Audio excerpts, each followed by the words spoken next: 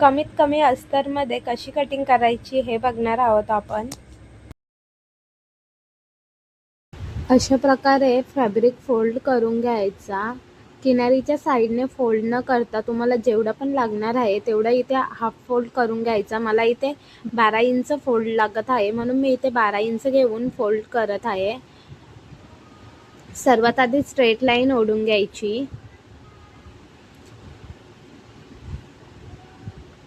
आणि इथे मी 0.5 इंचावर शोल्डर डाऊनसाठी अजून एक स्ट्रेट लाईन ओढून घेत आहे.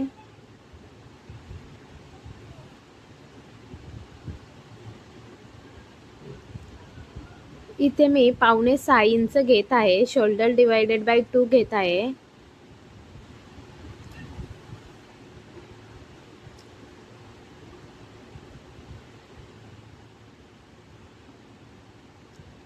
नेक मी 3 इंचावर बनवणार आहे आणि एकूण शोल्डरसाठी मी 2.25 इंच ठेवत आहे.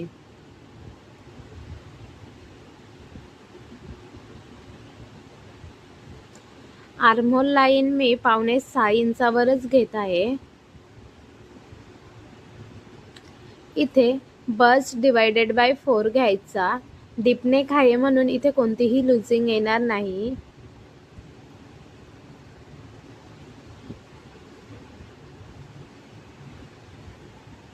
खाली सुद्धा मी सेम मार्किंग करत आहे शोल्डरची.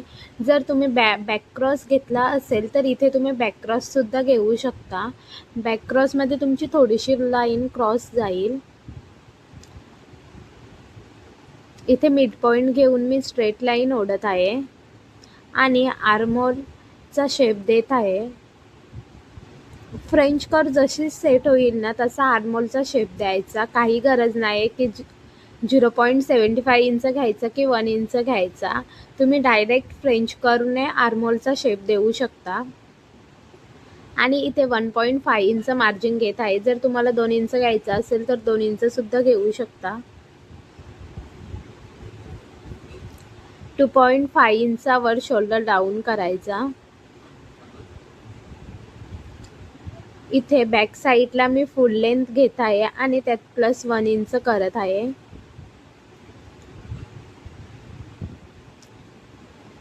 स्ट्रेट लाईन ओढून घ्यायची.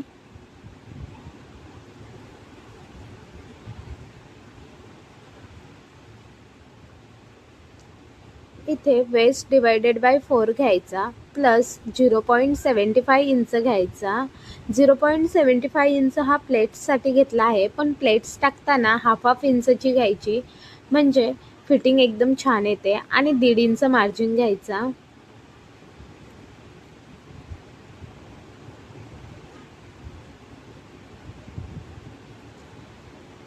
इथे मिड पॉइंट घेऊन प्लेट्ससाठी हाफ इंच घ्यायचा आणि स्ट्रेट लाईन ओढून प्लेट्सची मार्किंग करायची.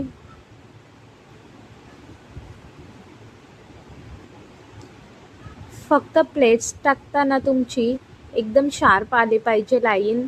मग ती प्लेट्स 5 इंचाची किंवा 5.5 इंचाची गेली तरी चालेल. आणि इथे फ्रंट पार्टला जिथे बॅक साईडचा आर्महोल आहे तिथे जी गॅप उरते तिथूनच मी फ्रंट पार्टची मार्किंग करत आहे.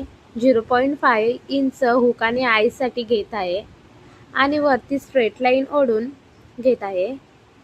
तिथे सुद्धा मी 5.5 इंच शोल्डर घेत आहे.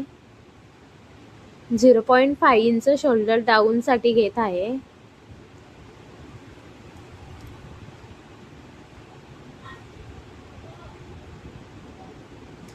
या प्रकारे कटिंग केली तर तुमचा एकाच मीटरमध्ये पूर्ण ब्लाऊज कटिंग होतो.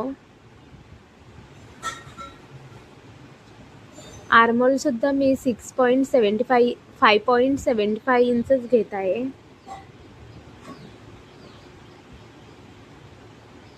जर इथे तुम्ही फ्रंट क्रॉस घेतला असेल तर फ्रंट क्रॉसची मार्किंग करायची. मी घेतला नव्हता म्हणून मी इथे सेमच घेतलेला आहे आणि इथे मिड पॉइंट घेतला आहे.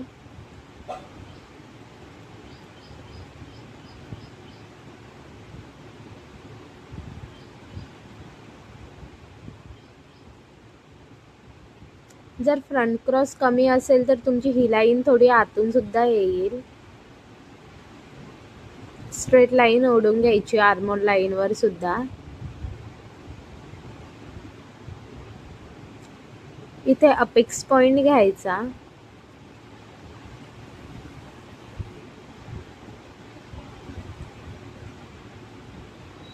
स्ट्रेट लाईन ओढून घ्यायची.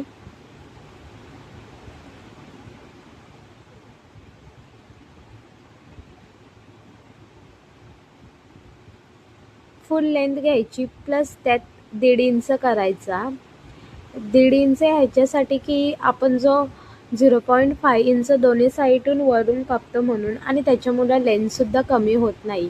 जर तुम्ही 1 इंच कमी जास्त घेतला तर तुमची लेंथ थोडीफार कमी होते आणि कधी कधी कस्टमरला चालतही नाही लेंथ कमी झालेली.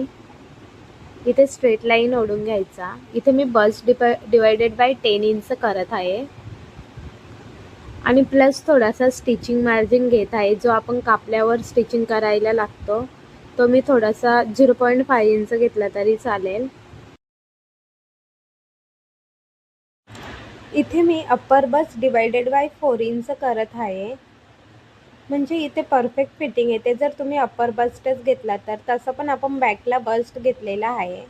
आणि प्लस 0.75 इंच मार्जिन घेत आहे, जो पण आपण कटिंग करू तो जॉईन करण्यासाठी, कारण की आपण डायरेक्ट फॅब्रिक अस्तरवर कटिंग करत आहोत म्हणून. आणि खाली लेंथवर बस्ट डिवायडेड बाय 10 घ्यायचा फक्त, आणि डाटसाठी 1.5 इंच किंवा 2 इंच घ्यायचा. फ्रेंच कर्वनेच आपण प्रिन्सेस कटचा शेप देणार आहोत. जर जास्त हेवी साईज असेल तर असा फ्रेंच कर्व सेट करायचा, आणि जर थोडी कमी हेवी असेल तर असा मधोमध सेट करायचा आणि प्रिन्सेस कटचा शेप द्यायचा.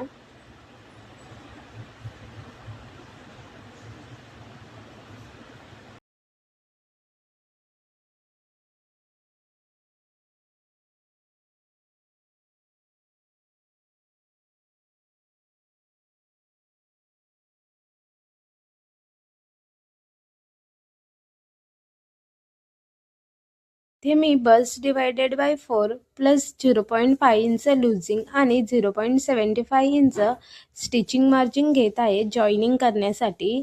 जो पण आपण प्रिन्सेस कट शेप कट करू त्याला दोन्ही साईडने हाफ इंच जॉईन करण्यासाठी एक्स्ट्रा घेत आहे. इथे ही लाईन जशी क्रॉस जाते तशी मारायची, तरी पण तुमची एकदम परफेक्ट फिटिंग येईल.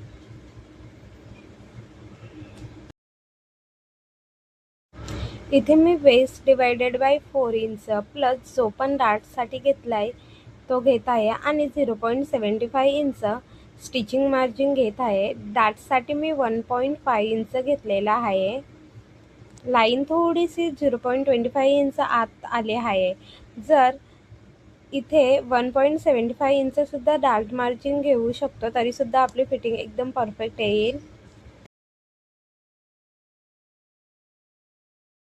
इथे दोन्ही साईडचं स्टिचिंग मार्जिन पकडून बघायचं की आपली फिटिंग बरोबर व्यवस्थित येत आहे की नाही. कुठे कमी जास्त असेल तर कटिंग करायच्या आधीच पाहून घ्यायचं. आणि इथे मी फ्रेंच कर्वनेच आर्महोलचा शेप देत आहे. 1.5 इंच एक्स्ट्रा मार्जिन घेत आहे फिटिंगसाठी.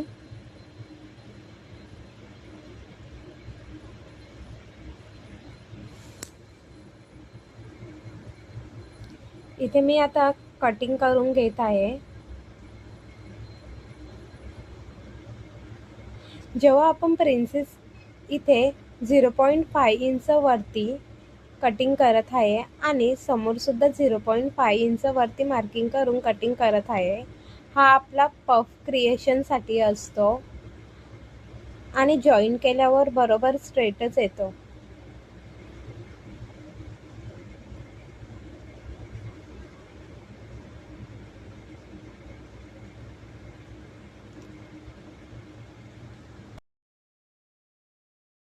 आर्महोलच्या साईडने कटिंग करताना थोडं वरून घ्यायचं. परफेक्ट आर्महोल कसा कटिंग करायचा ते सुद्धा यात दाखवणार आहे.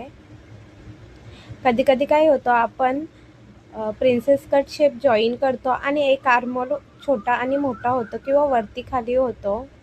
तर तेच इथे मी दाखवणार आहे कसं कटिंग करायचं ते. पूर्ण कटिंग झाल्यावरच आर्महोलचा शेप कटिंग करायचा.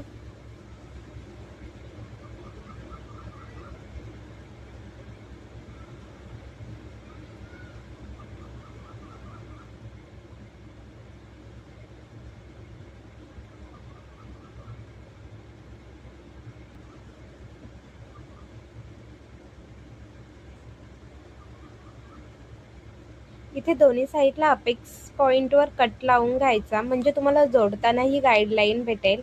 आणि असंच जॉईन करायचा, अपेक्स पॉईंटवर अपेक्स पॉईंट आलाच पाहिजे, असंच जॉईन करायचा.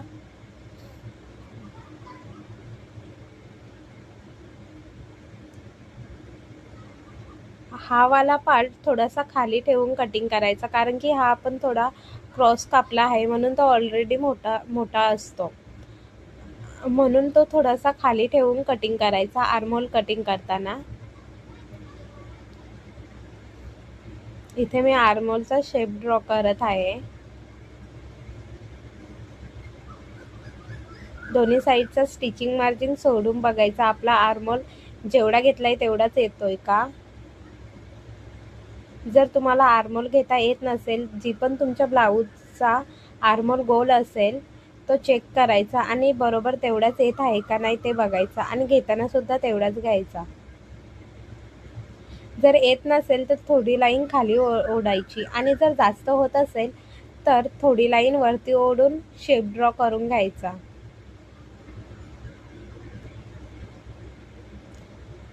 इथे माझा कमी येत होता, म्हणून मी थोडी 0.25 इंच लाईन खाली ओढून शेप ड्रॉ करून घेत आहे.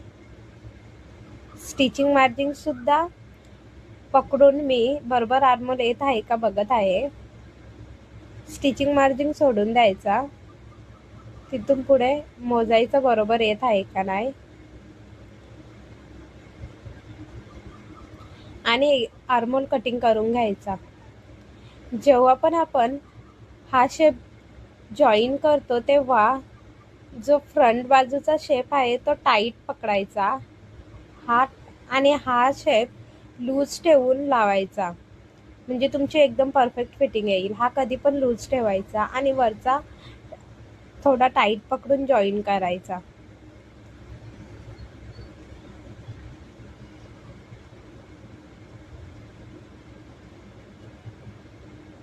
इथे सुद्धा कट लावून घ्यायचा फिटिंग साईडला, म्हणजे फिटिंग बरोबर आहे तिथेच येते. ही लेंथ शक्यतो 8 इंचावर असते, आणि ज्यांची कमी हाईट असेल त्यांची 7 किंवा 7.5. पण काही क्लायंटला हाईट जास्त छोटी चालत नाही, म्हणून मी जेवढी आली तेवढीच ठेवले. जर तुम्हाला एकदम परफेक्ट फिटिंग पाहिजे असतील आणि रिंकलसुद्धा नसतील पाहिजे, तर तुम्ही 8 इंचावर मार्किंग करायची, 0.5 इंच जॉईनिंगसाठी घ्यायचा, आणि जेवढी पण डिस्टन्स उरलाय तेवढ्याची डाल टाकून घ्यायची मधोमध. इथे माझा 1.5 इंच उरला आहे, तर 0.75 इंच दोन्ही साईडला येईल, म्हणजे एकूण 1.5 इंचची डाट येईल. ही तुम्ही ड्राफ्टिंगवर टाकू शकता.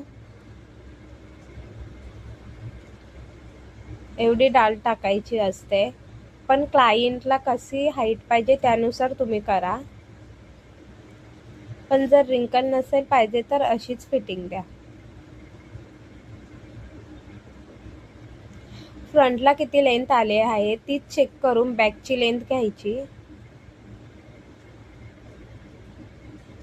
जर बॅकला अर्धा 1 इंच वरती जात असेल तरी चालेल, तसंच कटिंग करायचा.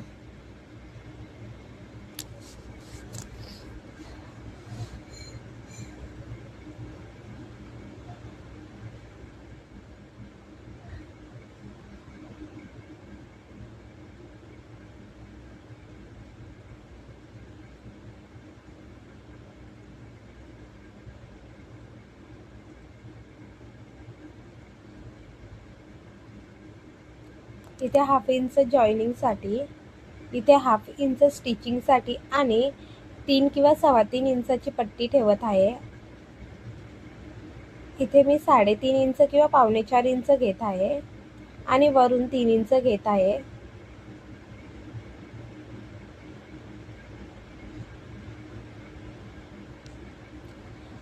आणि तुम्ही जर गला तुमचा उतरत असेल किंवा शोल्डर ड्रॉप होत असेल तर गला बनवताना नेहमी पेपर फ्युजिंगचा यूज करा. याने तुमचा गला पसरणार सुद्धा नाही आणि शोल्डर पण ड्रॉप नाही होणार.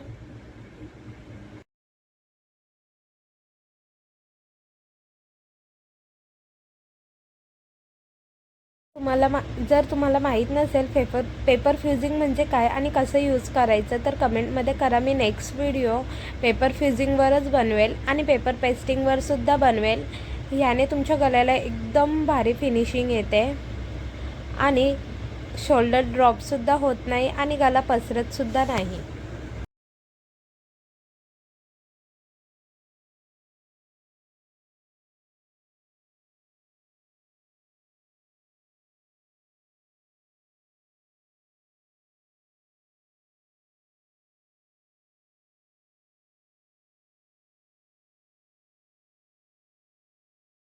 इथे मी फ्रंटला सुद्धा 3 इंच घेत आहे आणि नेक लेंथ 6 इंच घेत आहे. फ्रंटला पण तुम्हाला नक्कीच पेपर फ्युजिंगच वापरायचं आहे, नाहीतर गला लूज होईल. पेपर फ्युजिंग किंवा पेपर पेस्टिंग यूज करू शकता. एकतर पायपिंग किंवा क्रॉसपट्टी यूज करू शकता. डायरेक्ट गला पलटी करायचा नाही. डायरेक्ट गला पलटी केल्याने इथे लूजिंग येते आणि पेपर फ्युजिंगवर खूप छान गला बसतो.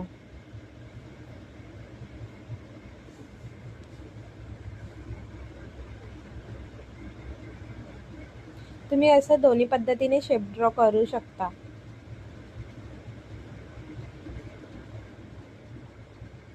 इथे जर ही पट्टी जास्त वाटत असेल तर तुम्ही मधून सुद्धा डाल ठेवू शकता 1/2 इंचाची.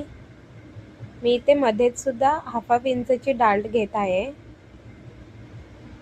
म्हणजे मधून लेंथ थोडी कमी होईल. इथे मी फुल लेंथ प्लस 1 इंच घेतलेला आहे आणि इथे मी बायसेप्स प्लस 1 इंच घेत आहे.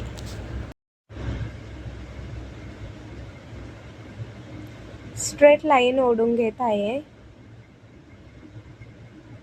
इथे मी आर्महोल डिवायडेड बाय 2 इंच घेत आहे. जर तुम्हाला माहीत नसेल आर्महोल कसा घ्यायचा तर तुम्ही माझ्या आधीचा व्हिडिओ बघू शकता. त्यात मी आर्महोल कसा घेता येईल हे सांगितलं आहे. स्ट्रेट लाईन ओढून घ्यायची, मिड पॉईंट घ्यायचा दोन्ही साईडने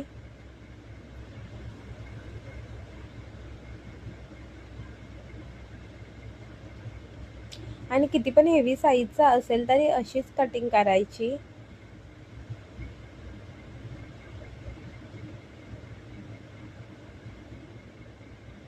एकदम परफेक्ट स्लीव्ज बसतात, याने रिंकल सुद्धा येत नाही.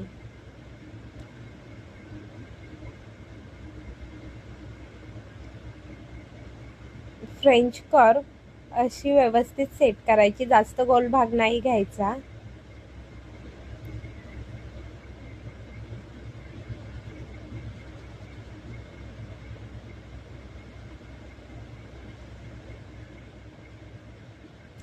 चेक करायचा आर्महोलपेक्षा 1/2 इंच एक्स्ट्रा पाहिजे. जर आर्महोल 8 असेल तर हा 8.5 इंच पाहिजे. आणि जॉईंट इथे 1.5 इंच एक्स्ट्रा घेतला. इथे 0.75 इंच एक्स्ट्रा घेऊन बाहेरील साईडचा बॅक साईडचा शेप द्यायचा.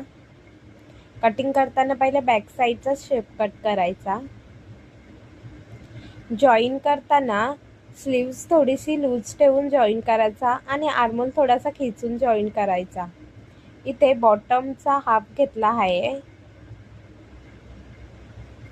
आणि प्लस 1.5 इंच मार्जिन घेतला आहे एक्स्ट्रा.